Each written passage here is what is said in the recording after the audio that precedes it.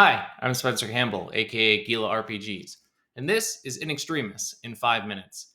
In Extremis is a Lumen RPG created by Keegan, aka Keganexe, that is heavily inspired by the Locked Tomb trilogy. So if you are a fan of Gideon the Ninth, Harrow, all the other upcoming books, if you like the idea of space necromancy, In Extremis is the game for you.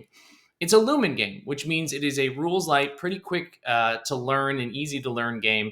It is a bit of a power fantasy, and we'll talk about where that power fantasy comes from. And it is dripping with theme. We're going to talk a lot about theme in a little bit about how Keegan has truly created a fascinating world, a fascinating universe that definitely borrows inspiration from Gideon the Ninth, but Keegan has made it their own in some really fascinating and very cool ways. But what is In Extremis? How do you play it? Like I said, it's a Lumen game, which means it is a rules light game. It's focused around dice pools that allow you to very quickly resolve any actions you do based off of how you're trying to do them, rather than a list of skills that you are able to do. The shining moment, though, in Extremis and most Lumen games come from the classes and the powers that they have. In Extremis, there are a handful of necromantic classes that you get to choose from. Each of them is evocative to a certain sort of like theme or school of necromancy.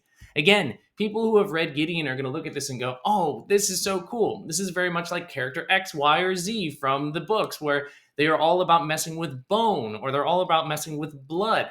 The character that I got to play was a neuromancer, which meant messing with the mind. Fascinating, cool takes on the concepts of necromancy in each of these classes. These classes have powers. They have a handful of spells, essentially, that are really evocative of the theme of the Necromancer. And then, on top of that, with a cool deviation or addition to Lumen, Keegan has added social skills or social powers to the game. These necromancers are obviously very powerful, but they're also powerful outside of combat. They are intimidating magical beings, and it's represented in the class both in and outside of combat. What are you doing in Extremis? Well, you are these necromancers from the planet Hecate, and your solar system is being invaded by a horrible alien force called the Corvus Dominion. These like strange bird-like beings that are just wiping out all the other planets in your solar system. You are there as sort of a last stand to hold back against this, using whatever necromancy you can get your hands on.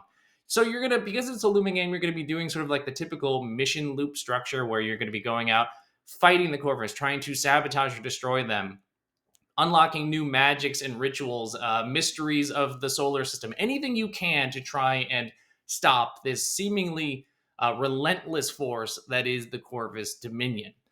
The book, like I said, is dripping with theme. If you are a Gideon the Ninth fan, yes, you're going to see inspirations there, but this is not a one-for-one copy of the Locked Tomb trilogy. Keegan has truly made this their own. There's a whole section on lore here that I'm not going to spoil for you, but there's so much well done and thought out ideas about what makes this particular system and this universe very interesting. The necromancers that you are, these weird Corvus, why they're invading and everything like that.